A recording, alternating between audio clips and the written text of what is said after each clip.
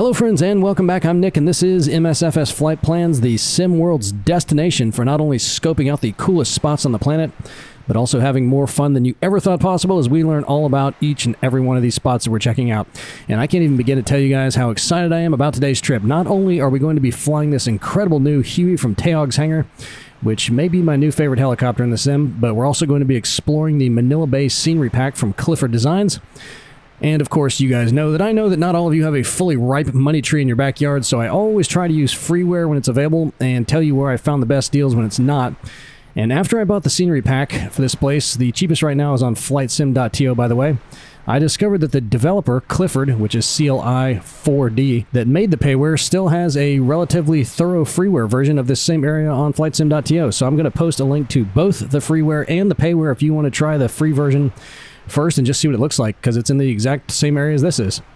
And this helicopter, if you want it, can only be purchased also on flightsim.to for now, and it's about 30 bucks, which is in the range for most of the good helicopters, and I think this one is totally worth it. The startup procedure is kind of complex. It's a lot of fun. If you get it, the manual will come with it in the download file, but it takes a little while, so I'm going to go ahead and Control-E this one for the sake of time, but the startup procedure is pretty cool and pretty accurate.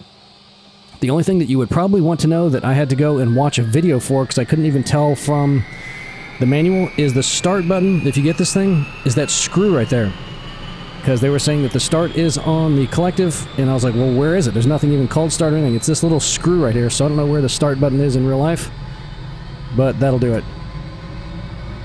Alright, so once everything gets going, I'm just going to make sure that the throttle is set to full, and then we'll be on our way. Let's go ahead and look at... We won't do the Google map this time. Let's go ahead and look at little NavMap. And Cli4D Designs has several areas in the Philippines. I have all three of his currently available packs, and they all look incredible. So this one is going to be... So here's Australia, there's Indonesia, Papua New Guinea over there. We're up by Manila, which is the capital of the Philippines, in Manila Bay. And yes, of course I'm going to leave the volume cranked up. This thing sounds amazing. And what the guy did is he made all of these coastlines just beautifully rocky and put all kinds of little camping areas and little boats and stuff down there. Lots and lots of helipads. So we're leaving from this one here. It was not marked in the sim, just like with all those Parallel 42 packs. For some reason, I only threw in a couple of the helipads. So I started at this one, but we're not actually starting from there. You can see we're starting down here at a little tiny island. And then we're just going to come up and check out all of these little coastlines and coves and all that. And as we go through here, I marked some of the things that might be worth checking out along the way as we go. Up here, we're going to start to get to where all the helipads are. And we're not even going to go see every single one of them, because I think there's like 17 or 18 that I was able to count. But look, there's another one there. We're going to come up all the way around this coastline here. Another one here. And then we got a couple mountaintop cabins up here. We're going to see a waterfall, a tunnel. This is a big tunnel right here. And then once we get up here, look at all these. 1, 2, 3, 4, 5... 6, 7, 8. We're not even going to fly over to those. And then a whole bunch of them up here at Corregidor Island where we're going to land. So that's the trip, and it's going to be, let's see how long that actually winds up being. 43 miles. Relatively quick, and we are going to be flying this thing hard and fast. It's going to be a lot of fun. So I'm going to shrink it down. You can get a little GPS system in here. You can even get a glass cockpit if you want to, but I'm going to leave both of those off for the sake of performance, which, because this isn't photogrammetry, isn't too bad as it is, but we are in a helicopter, so you can get one that turns all this into a glass cockpit, or just puts a little GPS screen over here if you want to, because there's a little tablet right down there. And if you click on that, you can change the configuration, change the pilots, change the doors, change the big metal plate that's on the side. I want to look out this side door, so I took that stuff off. Alright, let me make sure the throttle is at full. Yep, we're good to go. Alright, let me get little NavMap set, and we'll be on our way. Let me just zoom in a little bit there. Okay, I mean, just look at this thing right here. Look at this. The rocks going down the water. The dock looks great. Just incredible. That's just a little foreshadowing of what we're going to see on this thing. All right, so let's pick it up and get going. So this is the same guy. Oh, I hit the little tiki torch there. That made the Alouette and the Llama, which we've also flown on this channel. And it feels like out of the box, of course I do have the assist on, because you can't really dial this one in like you can with the flying set helicopters. But even just out of the box with the assist on, I feel like it takes a little bit more work to wrangle it in, which I don't mind at all, because as I've mentioned numerous times, I'm trying to get better at flying the helicopters. But like once you get up to speed, you have to use the side-to-side trim and kind of work your pedals quite a bit as you're going, so I don't mind that at all. It's pretty cool. Alright, so just let's come on up here. Let me try to get it roughly trimmed out to neutral. And then we're going to let her rip. See, that's kind of a neutral stick there, and it's wanting to tilt over to the left, roll to the left. So we'll get that all squared away. It said the cruising speed on this is 95 knots, but you can see the don't go over speed, the never exceed speed is up at 120 knots, so we'll probably be flying around 100. Alright, let's come on around here. This area that we're going to see first is called the Peninsula de Punta Fuego, which means point of fire. And they think that the name could be due to the flame shape of this island. I don't know if you noticed it from the satellite view, but it definitely does look like a flame. Or some say that it could come from a huge Spanish versus Dutch naval battle out here in the year 1600, when the locals could overhear the sailors and soldiers repeatedly screaming the command to fire the cannons.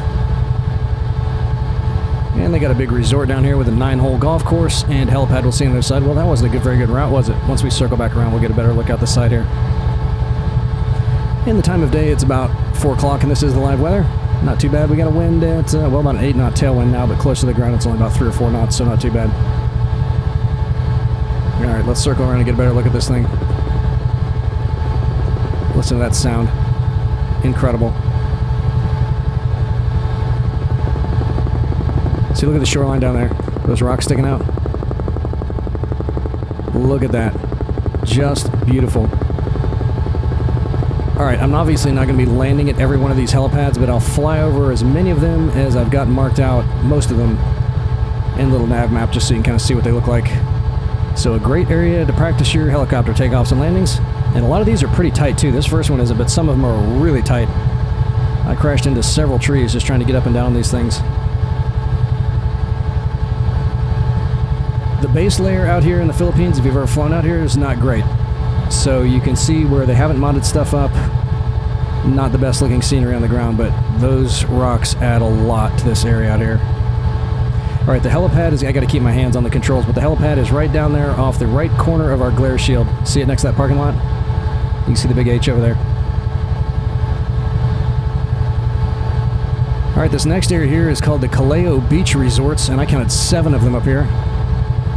And that river off to the left is the Loc River, which doesn't appear to be very long. It's spelled L-O-O-C. I don't speak Tagalog, so I don't know how to pronounce that, but that's how it's spelled.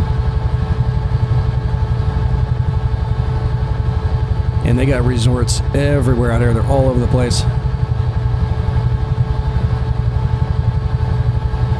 Lots and lots of coves. Really, the whole coastline got the rock treatment, which is just great.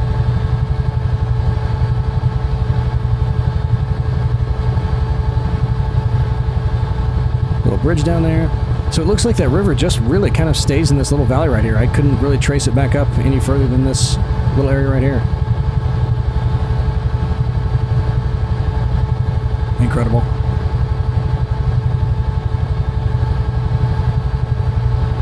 Alright, we're going to fly over this next point here, and down to our right will be K-Rang Cove, which they say that most of these have what they're calling campsites down in them that were added by the add-on, because you can see them as markers in the sim world map, but I really couldn't see much down there. So we'll see if we can spot anything as we come around. We didn't even put rocks on top of the mountains. Look at that. And there's another helipad right down here. See it? The big circular one? Surrounded by trees and hard to get into. I can see some boats down there, but I don't see any campsite. Well, maybe that's a tent or something if those aren't rocks over there. Alright, this thing here is called Hamelo Point in Layag Beach. It is going to be right up here on the other side of it once we come around.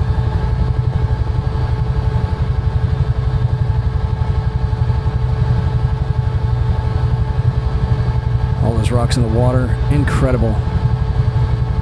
This is just made for flying helicopters. Looks so cool. Once we get up towards the northern part, we're going to get into a lot more of the military history and all that, so there'll be plenty more landmarks and stuff to talk about. But out here, we're just surveying the scenescape.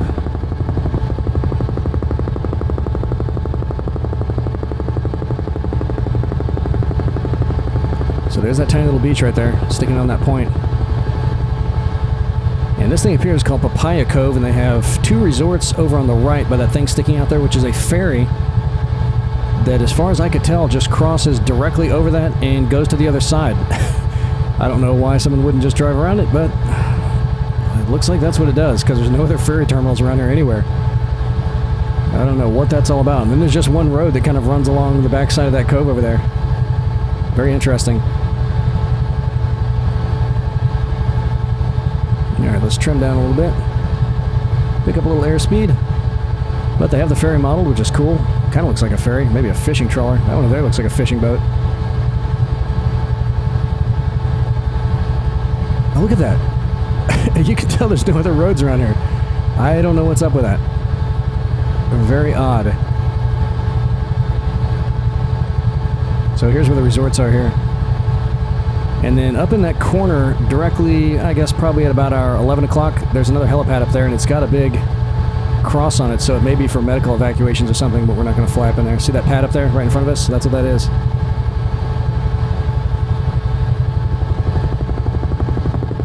Listen to the sound of this thing. Wonderful. I thought about doing a Vietnam video, but all the reviews I've seen of this so far, everybody was flying in Vietnam, so I figured we'd take it to the Philippines. So this thing right over here is called the Pico de Loro Cove and Resort, and you can tell that one's a resort. Look at that place. And that means in English, the Parrot's Beak. Not sure why they called it that. Neat looking place.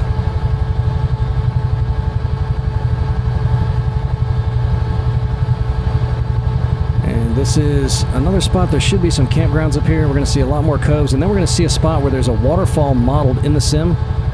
But when I looked on the map, and you won't miss it, we'll fly right over it, I didn't see any waterfalls in real life. There's another spot that we'll fly by that does have a waterfall in real life, but I did not see one in the sim. But right over here, we're going to see one coming down to the water. We'll fly nice and low to it. Alright, see it right over here? And then we got to get to the top of this mountain, so we'll just do a quick little low pass, and it's animated too. Man, I'm having to give a lot of left side roll trim to turn against that. It's really wanting to turn pretty hard. Which may be true to life. There's that waterfall.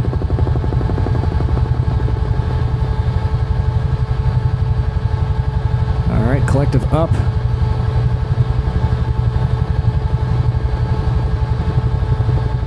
So this is called Mount Nelligang. And there's a helipad up here too, which I think is on the very top of that peak on the left there. Oh, no, it may be over here. Let's see what we got. Is it over here? It looks like there's a structure of some kind down here.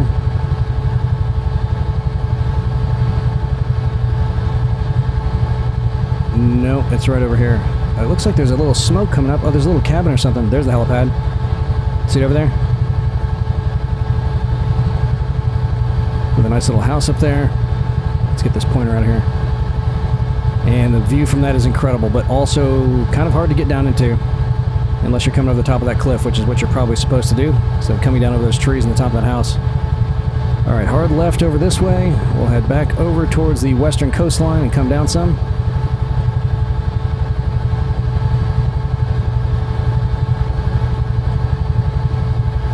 Alright, these next coves are called Balibago, Arcava, and Rorado Coves, and there's going to be a helipad, the last one here. Taking a big turn here. Coming all the way back around.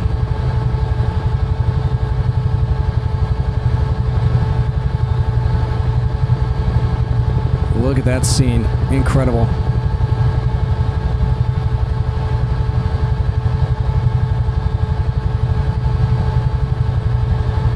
I have the graphics set up pretty high, and my frame rates for almost all this are staying in the 40s. So it can definitely handle it, even in a helicopter. Alright, so we'll come back down to the water here, cruise back up along these coves, and circle around that point over there. And that island right over there is called Libones Island. And since it's the furthest bay island from Manila, it is the only one the Americans didn't put a fort on during World War II out here. And instead they use it as a fire control station and a lookout area. And just to showcase my own ignorance, before this trip I did not realize the United States used to own the Philippines. We bought it from Spain at the Treaty of Paris in 1898 and held it all the way up through the end of World War II. There's another helipad and another resort, and that one's also tucked down there pretty good. You can imagine what those probably look like. I didn't fly out here before I put the add-on in, but all those sheer cliffs, I'm going to guess probably a lot of stretching going on out there.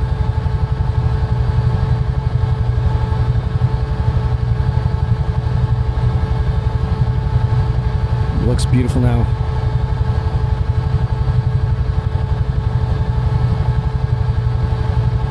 Incredible.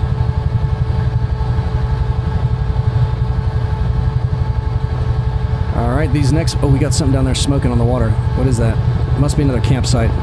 Yeah, so I guess I just wasn't close enough before. They must have tents or something set up down there, because that's also got a campsite marker on it.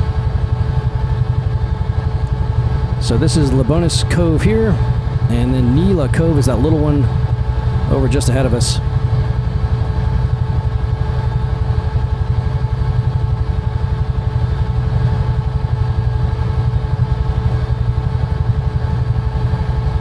As we come around to this next big huge one, we're going to see Patungan Cove and its little fishing village. The town of Patungan's also over there.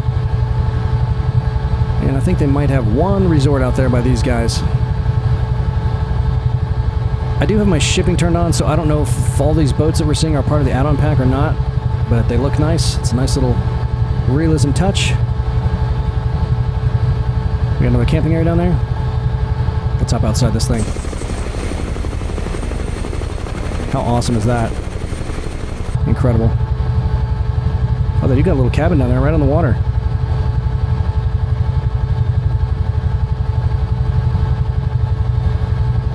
Alright, we got to go way inland here to get to the top of that mountain over there. That's Pico de Loro, also Parrot's Beak. And there's going to be a cabin and a helipad on top of that one too. So here's the town of Patungan.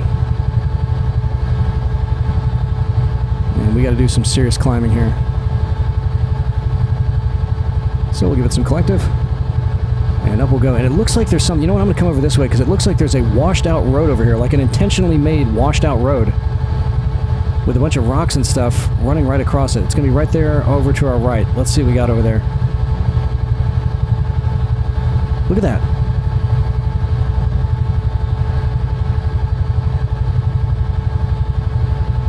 Yeah, they made it like a rock slide. How sweet is that? I've not seen anything like that in the sim before. Alright, up we go. Look how incredible this is.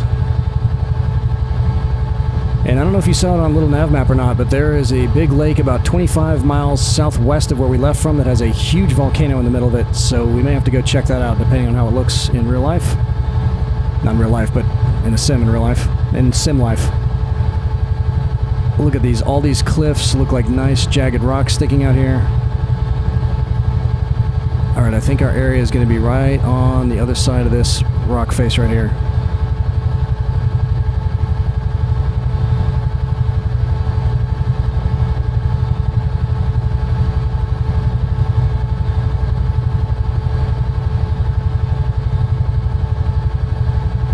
Down in there, maybe? Yep, there it is. Look at that helipad. Surrounded by trees again. Alright, hard turn. Real hard turn.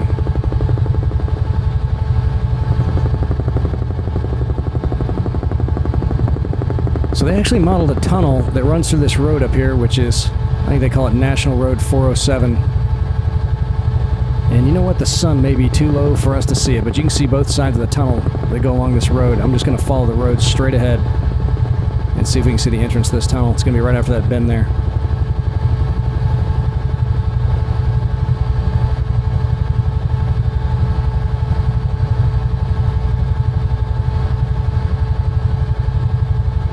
Yep, see right over there to the right? It looks like it's got a green hole in it, but it's going to the side of that mountain. Oh, no, you can see the little tunnel entrance. See it right down there? And you can see the other side of it, too.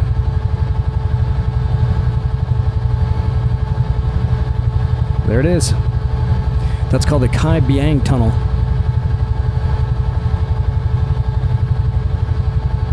Okay, on the right up here, this next cove is called Sinalang Cove.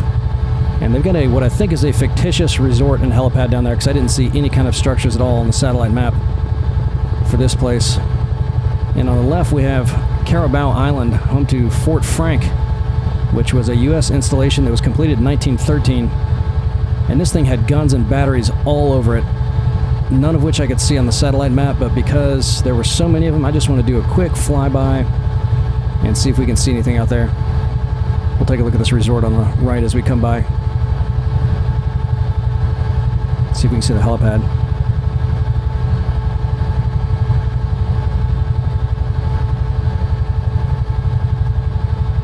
Oh, there it is, right underneath us. Alright, let's see if we can see any old batteries out here. There were markers where the batteries would be, but nothing at all. It looked like it was totally treed over on the satellite map. It should be on this point kind of sticking off here to the west, if we can see anything. Look at all those ships out there in the bay. That looks amazing. Well, what is that right down there on that little green open spot?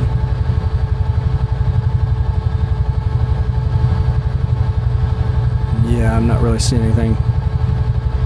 Nothing that looks like any big concrete structures, which is what those would look like.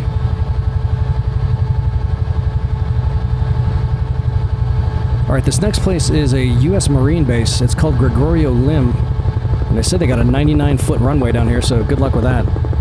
And other than, like, direction websites and vacation websites, I could not get any information about this place. So I don't know what the history of it is, or if they're still using it, or what.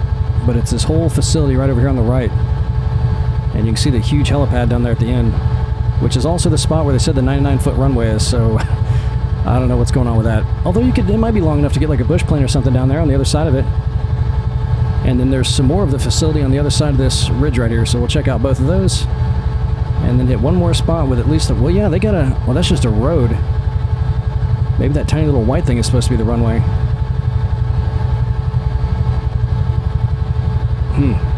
That is pretty neat looking. That looks like it got touched up a little bit. And it doesn't look like... Well, yeah, they got about the right number of structures that I saw on the satellite map there, too. Very cool. Alright, so we're going to circle around this way, just hit this one more spot that's supposed to have 3 helipads, and I haven't flown all the way out over this one before because I cut to the north before I got out here last time, so we'll go check it out. Just real quick. And then we'll head over to a really neat looking structure out in the middle of the bay here. Big road running across the top of the mountain. So this is called Cli4D Bay and Resort, and again, they're supposed to have 3 helipads out here. One of them is on the end of that dock. I can see that one. And there's another one right there. You can see with a big H on it. And there's another one that's supposed to be in the middle of... And there's a helicopter down there. See it? And there's the other one. See it up there? Oh no, that's a fountain. Alright, I don't see the third one. But there's supposed to be 3 down there. I couldn't even see that third one on the satellite map, so I don't know if they just plopped something in there or what. Alright, see that flat thing out there over to our left? That's Fort Drum, aka the concrete battleship, and unfortunately it's going to be flat until we get right on top of it, and then it'll pop in. But that was built by the Americans in 1909, and it was captured and occupied by the Japanese during World War II, and that ended when U.S. forces ignited a bunch of gas in the fort. And I don't know if it was like sabotage or what, but it killed 68 Japanese that were in there torching the place so bad they figured it wasn't even worth repairing it. And I read that the fire in there got so hot that they had to let it cool off for nearly a week before anyone could even enter it. And then they never really rebuilt it again. I don't know if you can tour it today or not. But before there was a fort, there was a tiny little rocky island called El Fraile out here, which means the friar. Not that kind of friar. I think it's supposed to be the religious kind. At least that's the way it's spelled. But the original plan was just to put a little hut on this island as a mine control station for the bay here. And then someone thought about how awesome it would be to build a platform for a bunch of massive cannons, so who could possibly turn that idea down? Alright, let's get down and get a little closer to it here. Let me drop the collective. That's popping, and then we're going to see the cannons pop on. But that thing has concrete, reinforced concrete, that's 20 feet thick on the top, and then 25 to 30 feet thick on the sides of it. And I'm sure you could probably land a helicopter on that too. And I saw a cross-section drawing of that, and it really gives you an idea of just how big that thing is once you can see all the rooms and chambers they had in there. Pretty cool. Okay, so we're coming up on our destination of Corregidor Island, but before we hit that, we'll cross over the eastern side of Caballo, or Horse Island, which is right on the other side of that ship there. And prior to World War II, this first place, the whole thing was U.S. stronghold called Fort Hughes. And then after World War II, there wasn't much left of it because the Japanese bombed it into oblivion. And today the Philippine Navy are the only people that are allowed on the island, but I read that they just left all the old batteries and cannons rusting in place like they were after World War II, which would be absolutely incredible to explore if you could get down there.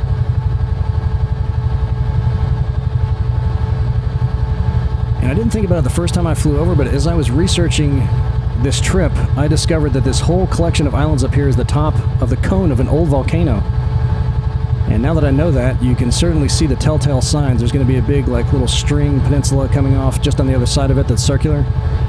And they said it's really shallow between the two islands. Well, we're going pretty slow, aren't we? Jeez, I pulled up too much. All right, let's pull that. Let's get moving again. But on each side of it, they got something they call a north and south channel that apparently is pretty deep.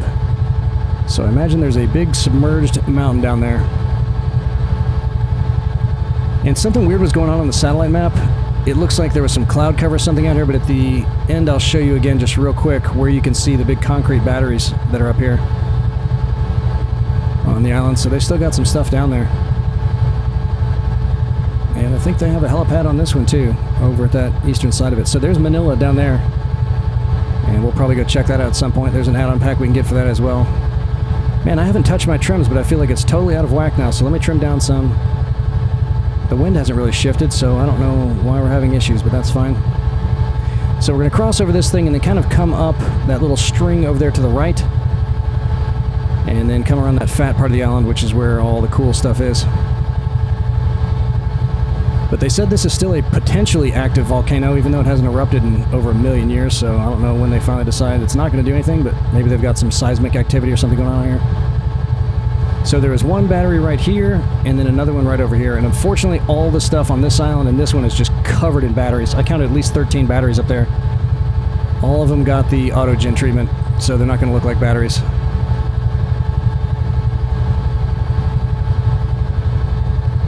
But can we see anything directly? I'm looking just on the right side of our center pillar there. Yeah, the shadows may be too dark. And I couldn't find out why they call this Horse Island. Okay, so you can kind of see how there's a bit of a ring there with that land coming over and circling around. Alright, so getting to Corregidor, this place is one of the busiest, there's the helipad, see it? Tourist destinations in the whole country because it saw so much action during World War II. And after the Japanese invaded Manila overland from the north in 1942, the Philippine government relocated to this island. And it's where Douglas MacArthur was also using as a headquarters until the Japanese blockaded the bay and smoked everyone out in May of 1942. And right in the center there is a big underground complex called the Malinta Tunnel, which was used for troops to hunker down. It's a big bunker. And it's not just one tunnel, they got all kinds of little offshoots and vestibules coming off of it. And that's where the government was stationed and MacArthur's headquarters, and they had a big hospital in there. And that place was the last holdout before everybody surrendered to the Japanese. But when the Americans recaptured the island in 1945, the trapped Japanese troops began blowing themselves up with grenades. And some of those chambers that collapsed have never been excavated. They just left them sealed up as a bit of a memorial to all the carnage that was out here. So that road right in front of us kind of goes to the tunnel. I couldn't see the entrance to the tunnel, but it's right in the center of that fat part before it gets skinny again. And let's come down some because you're going to see a little blue balloon that's just floating up in the air. And I think the writing on it says the sky is calling. But we'll do a little lap around here so you can see all the structures, which everything from this blue balloon on is old military ruins, but none of it's really going to look like ruins. See that balloon? And there's a helipad right in the center of the ruins up here that we're going to try to land at. And I emphasize try, but let's just do a lap around. So everything up in the center here was kind of like the training grounds, the barracks, all that long building. Actually, the sun being down like this doesn't make it so obvious that it's autogen stuff. But all of these structures around the side were batteries, or are batteries. And if you can find some pictures of this place on the ground, it's really amazing. So that dirt area there is where our helipad's going to be. But this thing was just bristling with cannons. And it also looks great. There's a helipad, which isn't spectacularly modeled, and I don't even know if it was cleaned up as part of that add-on, but you can tell it's a helipad, and they even have a windsock next to it. So that's how we're going to use it. And I'm coming back around so I can get a little bit of a headwind. It's harder for me to land with a tailwind with helicopters, so that would be a big battery there, which looks like a bunch of houses or something.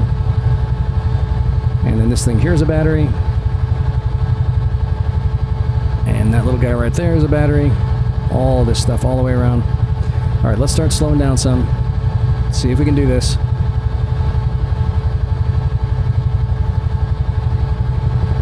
And we'll just kind of cut over these trees here and set her on down.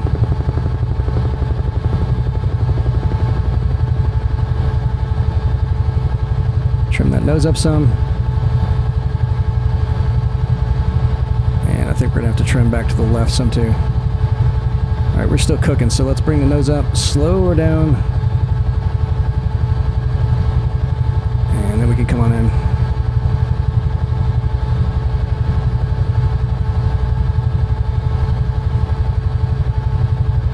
Listen to the sounds of this thing. I love it. You know, it'd be awesome to listen to this with like an external sound system with a big subwoofer, where you can just feel it pounding in your chest. That would be amazing. All right, let's see if we can get her down.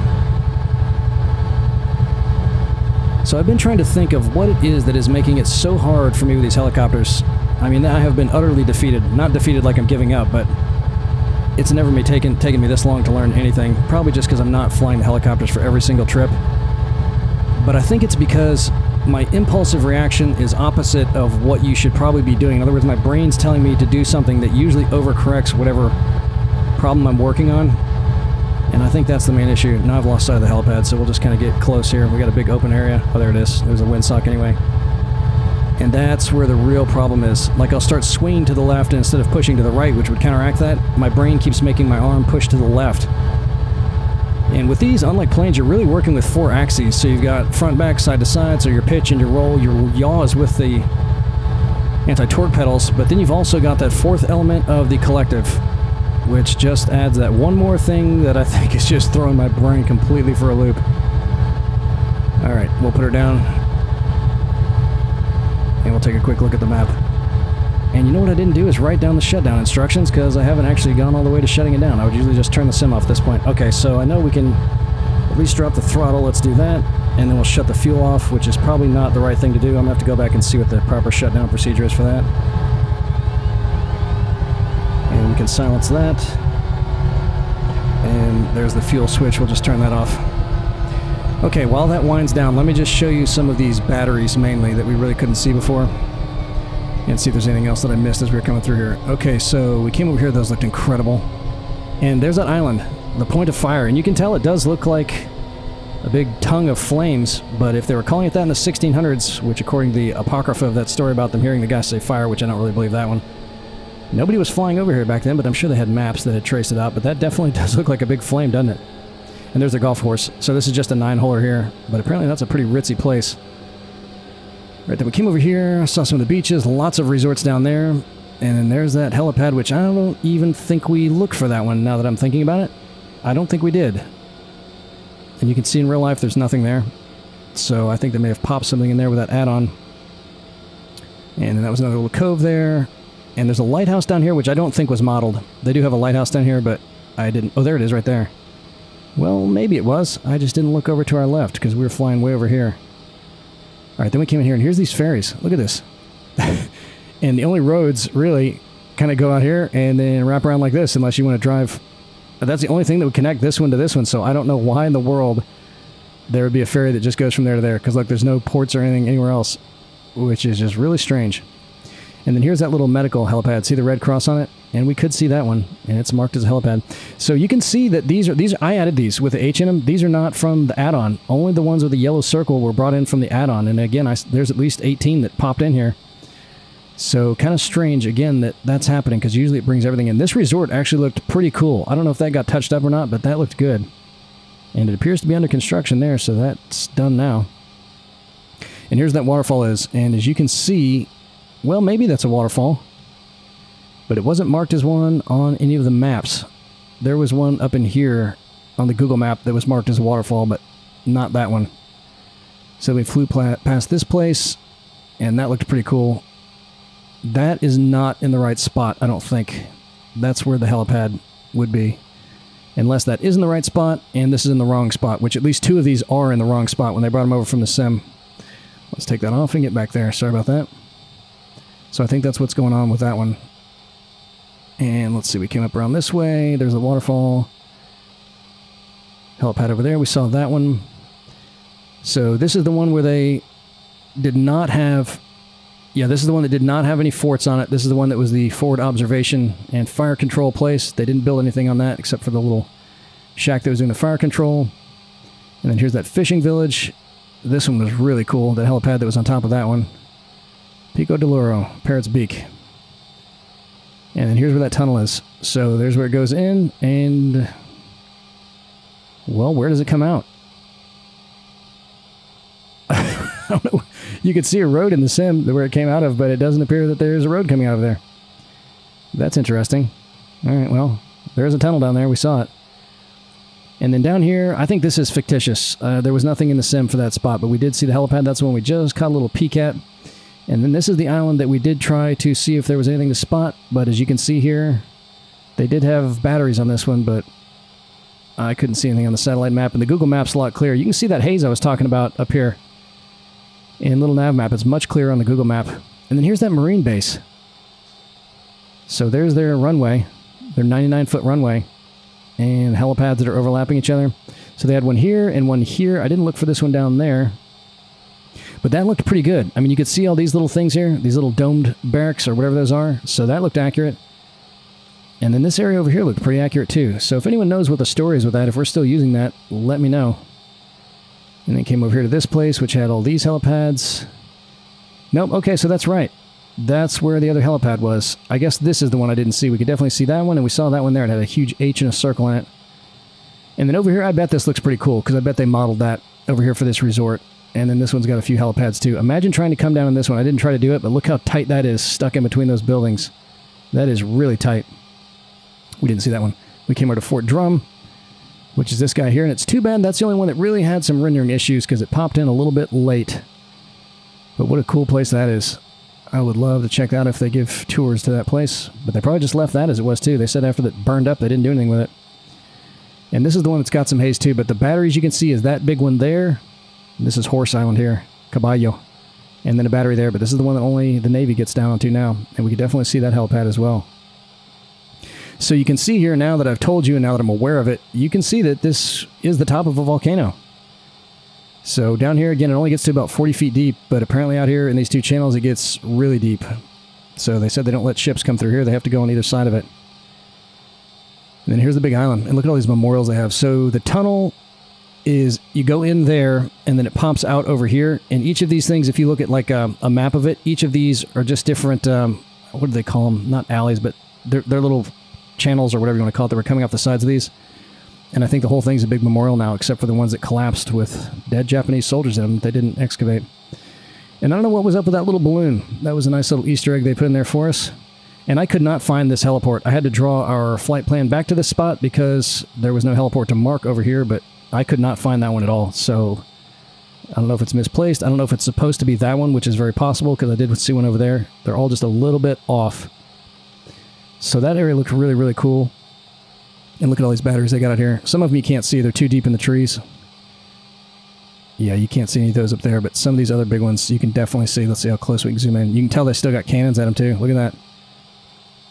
Just covered. I bet they got a lot of stuff underground here too. I bet that would be just awesome to tour that. Yeah, you can't see that one at all. Any cannons on that one? The Google map was a little bit better resolution. And then we came on in for our landing. Look at this. Totally in ruins, but look at that. That was the barracks. None of these have roofs on them. How incredible is that? You can see all kinds of videos. I watched several of them on YouTube of people touring this place. Just so cool. So that's it, guys. That's our Huey tour. I'm definitely going to be flying this thing around a lot. This is an awesome helicopter. Old Taog is good, and the only place he sells them is on flightsim.to. And of course, even though it only came out a few days ago, there's tons of liveries for it. It's just fantastic. So next flight, I'll leave it as a surprise because I haven't figured out where we're going to go yet, but we might take a trip somewhere in Europe. I'll just tease you out with that because that's what I'm kind of thinking at this point. Had an absolute blast, learned all kinds of things as usual. Most important probably to me that I didn't realize the U.S. used to own the Philippines. I feel like I should have known that because I'm a bit of a World War II geek, but I somehow never knew that, which is amazing. That's it, guys. I can't wait to see y'all again in the skies. Later.